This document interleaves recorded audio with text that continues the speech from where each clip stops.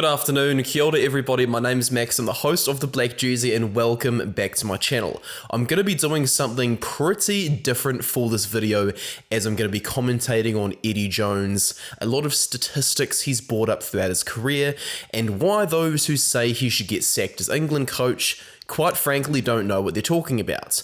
I've seen a lot of English fans that are quite passionate. They don't like the tactics Eddie's bringing right now.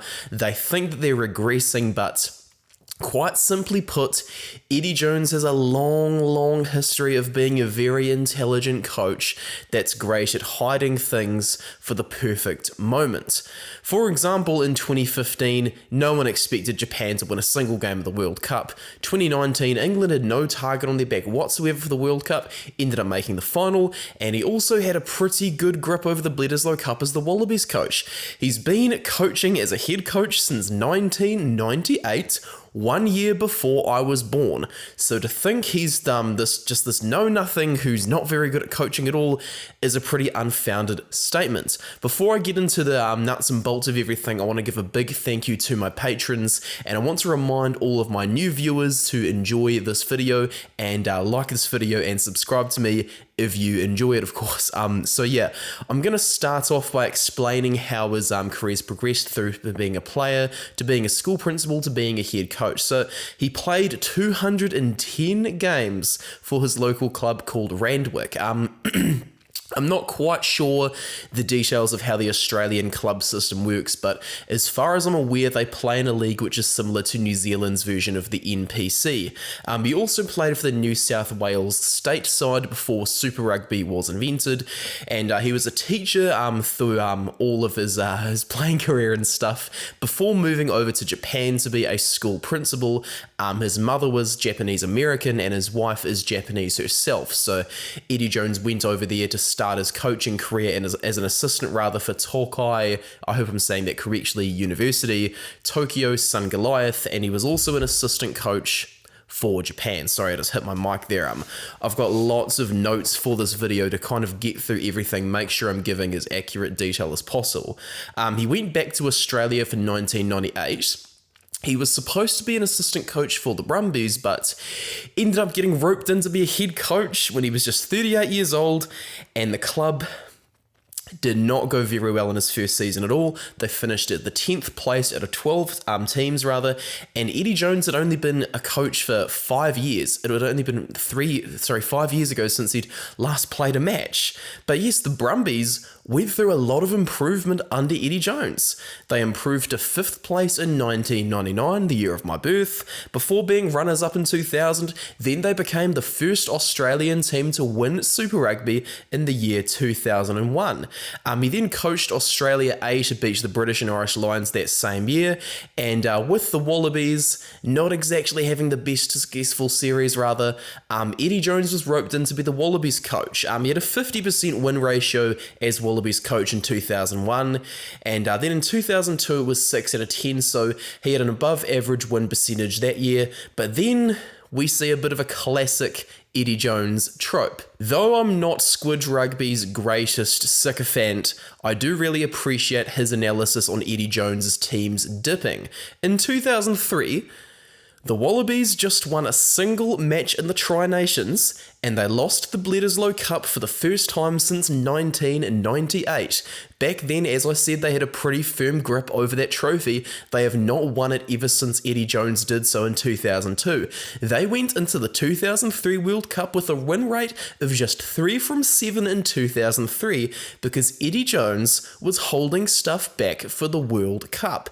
They then had a 6-game winning streak, though they lost the World Cup final at home due to the boot of Johnny Wilkinson when Sir Clive Woodward was the England coach. Eddie Jones had a very successful 2004 to follow things up with 9 out of 12, but in 2005, injuries really tested his side. The win rate was 5 out of 13, and he got sacked while he was trying to build depth ahead of his new guys coming back because Rugby Australia was a bit too impatient, quite frankly.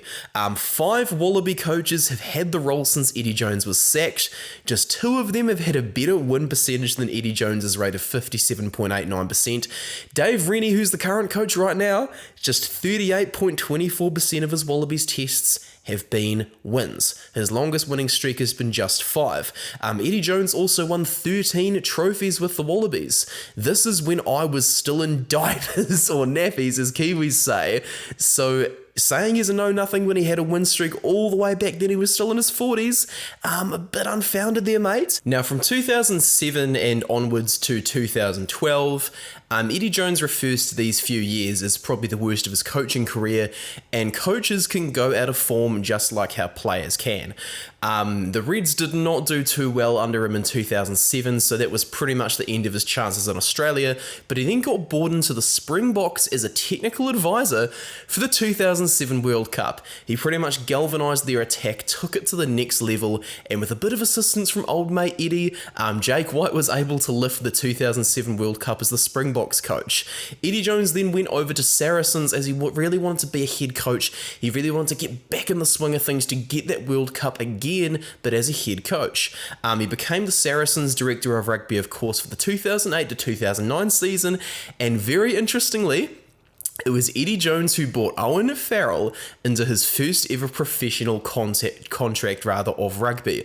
Owen Farrell today is now the England captain, so all the way back then, he was pretty much planning in advance for who his future England captain could be if he ever took the job. Jones then returns to Tokyo Sun Goliath in 2009, but as a head coach, of course, and he did win titles with them once in 2011 and once in 2012. Then Sir John Kirwan resigned as the Japan head coach. Well, it was time for Eddie to coach his second international team, So yes, he took over Japan in 2012 after JK resigned. Japan were ranked just 14th when Eddie Jones took charge, and they had never beaten a Tier 1 nation before. We all know how that ends up going. So Japan had just won a single World Cup match until Eddie Jones took over, and that had been all the way back in 1991. Most of the players in the current Japan era were born around that time. But yes, Japan beat Wales and Italy for the first time ever under Eddie Jones, while he also gave Michael Leach the captaincy to bring out the best plays of Leach's career. He also gave debuts to Yu Tamura and Kotaro Matsushima, who have since become all-time greats in the Japanese game. Japan won the Asian Rugby Championship in every single year of Eddie Jones being in charge, and they also won the Pacific Nations Cup in 2014 against the likes of Tonga, the USA, and Fiji. But very interestingly, we see this phenomenon of the pre-World Cup dip again. They won 7 out of 11 wins in 2015 before the World Cup, but although this was the case, they came last in the Pacific Nations Cup, and they had just a single win in the tournament. Japan then went on to beat the Springboks and the Brighton Miracle. They've since made a movie off that starring Temuera Morrison. They also beat Samoa and the USA in the 2015 World Cup, winning a World Cup match for just the second time in 24 years when they beat the Boks, and automatically qualifying for 2019, the first time they had done so since 1987, though they also would have automatically qualified due to being hosts. Now, Eddie Jones finally gets to take charge of England, something he'd clearly been planning for a wee while, and to put it frankly, before he took charge, England were a complete mess. Everyone was making the memes, having the laughs, stuff like that. I enjoyed those, but I also noticed when I was 15 years old, this is going to be some serious stuff, and Eddie Jones is going to do some major damage to opposition sides with England as their head coach. Owen Farrell, after that yellow card, I knew that was going to be the making of him, and there we go. Unbeaten in the 2016 season, his first as head coach, becoming the second of just 3 men's nations to go a calendar year undefeated. Eddie Jones then had a 17-test win streak for his first 17 tests as England coach, until they lost a Six Nations clash to Ireland in 2017, though they won the title for the second time in a row. Until playing, quite frankly, a terrible game against Scotland in 2018, England had just lost once under Jones until this point. This was his 26th test with them. The dip then happens again for the third time before a World Cup in Eddie Jones' career. England finished 5th in the 2018 Six Nations, and though a lot of people like to whine about Eddie today, the win rate in 2018, yeah mate, it was probably a little bit worse. They ended up finally breaking a 5-match losing streak with a big win over South Africa to end end their 2-1 series loss. Despite having the likes of Dylan Hartley, probably one of the worst hookers I've ever seen at test level as his captain, despite retaining the likes of Mike Brown, Joe Marler, Dan Cole, Eddie Jones was able to get a lot out of that England side. Jonathan Joseph, for example, was their top try scorer for 2016. You don't hear much of him these days. And the media, they called after this winning streak all ended for Eddie Jones to get the sack in 2018. I was like, no, mate, you cannot throw this coach away after all the massive wins you've been getting. Like, the whole thing was ridiculous, man. But yes, from 2018 until the start of the World Cup, sorry to sorting my notes, England had a win rate of just 12 from 21. They then went off to have the most comprehensive victory I've ever seen the All Blacks suffer a loss to in the 2019 World Cup semi-final. Eddie Jones admitted during this semi-finals press conferences post-match that he'd pretty much planned this victory over the All Blacks for 2 years. Shag, or Steve Hansen as most people formerly know him as, focused on England for about a week. And let's face it, most New Zealand coaches today don't even research their opposition, and yet you have Eddie Jones going back 2 years, plotting the defeat of this opponent in the same way he did for Japan with South Africa in 2013 when he started to name training sessions Beach the Box. England did end up losing the final, but they then lost just one match in 2020 to France, winning the Six Nations again. 7 out of 10 is a pretty good win rate for 2021. This included a victory over South Africa at the end of that year, and excellent new caps came through last year. Freddie Stewart, Rafi Quirk, for example. Marcus Smith, after just 2 tests, became a British and Irish Lion. There were quite a few good new caps last year. Ben Curry even finally got his. Jacob Umaga, finally got one. Now, it happens a 4th time. The pre-World Cup dip. Eddie's just seeming to try these dips out a bit longer in advance than what he had with Japan and Australia, so he still has time to begin looking at combinations. Rugby analyst, who I've had a few yarns to, have been in his channel before, he's a very passionate England fan. He says the team's going backwards, and under like Billy Vunipola, Manu Tuolangi, they're looking screwed. Something I've noticed is that Eddie Jones, when the dips start happening, he pretty much retains the bulk of his current squad, so he can take a long, hard look and examine it to see where the problems are coming from in his squad. For 2018, that was dropping Dylan Hartley as captain and Mike Brown from fullback, elevating Elliot Daly to the fullback role, while he also said, hey, look, there's a few of you guys who need to get a move on. Dan Cole was dropped for a wee bit before his recall, for example. And look, a 5 out of 12 win percentage this year, not the most ideal thing, but let's face it, there's been a lot of warning signs that England are not going to be in this form for long. In their mid-year series against Australia, they saw pretty much the greatest ruck speed of all time, those England fans. Those England forwards were just ginormous freaking monsters against the Aussies, and against France, they took a very, very interesting approach. Those Squid Rugby's previously analysed those tactics, and I'll be doing a bit of a tactical analysis of England ahead of the Six Nations. But without going too into depth on those, they brought out very interesting things against France compared to just the dominate up front against the other opponents in the Six Nations. Let's face it as well, their loss to Argentina, probably not the best thing ever, but this was not their first ever loss to Argentina. This is the 5th time it's happened. Like, it's not that much of a travesty. It's just a simple symptom of Los Pumas becoming a better team, as they've now been a Tier 1 nation for 10 years. They joined the Rugby Championship in 2012, for reference for those who are in the Northern Hemisphere. England's also won 22 trophies under Eddie Jones. So do you really want to sack a guy that's won 22 trophies less than a year out of a World Cup? I don't think so, mate, especially when his win percentage for this year is pretty close to 50%, which is around the average rate for a head coach in Test rugby. My review of the Argentinians versus the All Blacks, for example, I had in my thumbnail the question, is this the end of New Zealand rugby? No, it wasn't. It was just a simple case of Los Pumas getting better.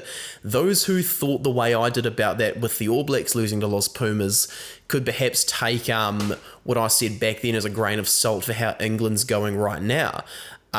Jones is also just the second England coach to be ranked first in the world. In 2019, they were ranked number 1 in the world for a bit. And his overall win rate with England, 72.84%. He is their most successful head coach of all time, after being the head coach for the second most amount of games. I'm going to look at some of his predecessors as well, so let's just pause my camera, make sure it's got enough battery first. When we look at Eddie Jones's predecessors, the reasons to sack him get lesser and lesser and lesser. To start off, we'll go to Stuart Lancaster, who is his immediate predecessor. Lancaster's win percentage was respectable at 60.9%, so 28 wins from 46 games, but he got knocked out of the 2015 World Cup, in which his nation was the host, after a 50% win ratio in 2014. He also took England to a record low of 8th in the world. Lancaster made Chris Robshaw his captain in just his second test. England's 2015 World Cup squad also had the second to least caps amongst the Tier 1 nations, with 784 total, so Lancaster didn't quite understand the value of experience to me. Just 6 of the team's players were aged 30 or over, whereas 10 were under the age of 25, so it was very much just a rookie team. Another pretty telling stat is that just 4 of the England players had over 50 test caps before the tournament began.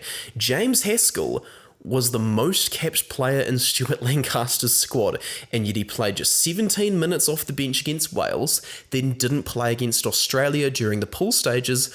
Those games both ended up being losses due to not having enough experience and pretty much just choking, and that's what got England kicked out of the World Cup. Now we go to Martin Johnson. We can't blame all of the inexperience on Stuart Lancaster, because Martin Johnson quite simply just didn't know what he was doing. Maybe he lifted the World Cup in 2003 as the captain, sure, but Martin Johnson, with just a 5 out of 10 win ratio in 2009 and a win percentage of 55% as England coach, really wasn't it, man. He also selected his former teammate Steve Borthwick as his initial captain, and when you hear about the dwarf tossing things from the 2011 World Cup, perhaps the team didn't have the best culture either. This was also Martin Johnson's only ever professional role as a head coach. He was also just 38 years old when he took the job. He just clearly was out of his depth, man. 6 of his former teammates as well got selected by him for the 2011 Rugby World Cup. 11 of his 30 players for that tournament were aged 30 or over, whereas just 9 were under 25, so it was pretty much an old boys club with not enough caps to show it though, because only 6 of his players had 50 or more test caps. They had the 8th most caps of the 2011 team with 896, so as I said, a whole lot of old boys, but not the caps to show for it. And Martin Johnson's knock-on effects led to Stuart Lancaster not having the best of times either. Martin Johnson, though, he had a better win percentage than Brian Ashton, the previous one before him. Brian Ashton, 54.5% win ratio, just 12 wins from 22 games. At the time, he was 60 years old when he was appointed. He was a former Ireland coach who appeared to be on his way towards retirement, as he was initially there as an assistant coach, though he was able to scrape them through to the 2007 World Cup final due to the world at the time valuing a strong kicking game for rugby teams on attack. Yes, as I said, he was initially signed to be assistant coach, but he was there because Andy Robinson got sacked. Andy Robinson was his teammate and his coaching mate at Bath. Andy Robinson's win percentage, not very good. 40.9%, just 9 wins from 22 games. His longest win streak was 3 matches, 2006 win rate, just 3 out of 10 games. He selected Jason Robinson, a winger, to be his initial captain as well. Robinson was promoted from England head coach after being the assistant coach. His only previous role as a head coach was the one he had at Bath from 1997 to 2000. Robinson was also a player for Bath just a single season before he became a head coach. Robinson then went on to coach Scotland from 2009 to 2012, and guess what? His win percentage there was just 43%, another team below 50% under Andy Robinson. We then get to Sir Clive Woodward, Eddie Jones's best friend. Quite simply, Clive Woodward has fell out of touch with the modern rugby landscape because it's not what it once was, and quite simply, I wouldn't be surprised if Clive Woodward is just jealous of Eddie Jones overtaking pretty much all of his records. Clive Woodward, to his credit, did have a 71.1 win percent as the England head coach with 59 wins off 83 games, and his longest win streak was 14 tests, only for Eddie Jones to go on and beat that. Woodward is romanticised for that 2003 World Cup win, but guys, come on, he's vastly overrated. 1997, lost all 4 of his tests. 1998, a win rate of 50%. You kind of get where I'm going with this one, eh? Woodward's England were also held scoreless twice in 1998. They got knocked out of the 1999 World Cup quarterfinals, and at the end of 1999, he just won 14 out of his 28 games with England for a 50% win ratio. The year after he won the 2003 World Cup as well, he won just 3 of his 8 games, his second year with a win rate below 50%. This year has been Eddie Jones' only year with a win rate below 50. Woodward also never won a professional trophy as a head coach, other than the 24 trophies he won as England coach. Total trophies is the only statistic in which Woodward beats Eddie Jones as a head coach. We also know about the 2005 British and Irish Lions tour. This tour pretty much exposed Clive Woodward as a know-nothing who got carried to 2003 by the raw talent of his squad in that one drop goal. The British and Irish Lions got absolutely decimated, losing the series 3-0, and Clive Woodward never coached again. He just became another annoying bureaucrat in his office, looking down upon the normal people like he was superior or something like that. The whole media thing, Eddie Jones is right to treat them the way he does. The media, they use very similar tactics to the bullies that I had in my own school. They pretend to be your best friends, try to get pretty good information out of you so they can take it out of context and have a bit of a laugh, or in the media's case, sell their papers or get clicks for their websites. Eddie Jones knows exactly how the media operate. He dealt with them with Australia and with Japan, and he knows exactly why they're trying to be his best friends, because they're trying to take the mickey out of him, and they're trying to get something they can take out of context so they can get that ad revenue on their website. Guys, the media are not nice people. If Stuff or Rugby Pass or something was to ask me if I wanted a job with them, I would say no, because it goes against my morals and I'm staying independent for that reason. Eddie Jones, yes, he does come across as a bit annoyed at the media, a bit hateful towards him, but he's right. I don't like getting political, but when you consider the conspiracy theories like Russiagate and the weapons of mass destruction that the media have promoted, I don't regret saying in a previous review of England versus France that the British mainstream media are the most destructive force in history. Support independent people and support Eddie Jones as he is trying to challenge the narratives that these bureaucrats say. This is pretty much just the 4th dip of Eddie Jones's career as an international head coach. He's had 1 for each World Cup cycle in which he's been a head coach the whole way through. Give England's time, you've got nothing to get scared over right now. Wayne Pivac with Wales, now that's something that's alarming. Ian Foster breaking all these losing records with the All Blacks and having the lowest win percentage of an All Blacks coach in the professional era, now that's something to be concerned over. Having a guy that's got your highest ever win percentage as a head coach, got your second to most trophies ever, that's not something to be alarmed about. It's just a team on their way to better form, and they're currently examining how they're going to reach that better form by getting out of the dip. That's all, guys. There's nothing to panic about. England are going to improve. This has been a pretty long video, so I'm just going to end it here. Thank you very much for watching, guys. It's much appreciated, and I'll see you on the next one.